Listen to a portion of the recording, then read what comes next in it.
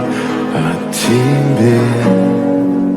У камина в 6 утра разбитая душа, и все твои обещания пустота.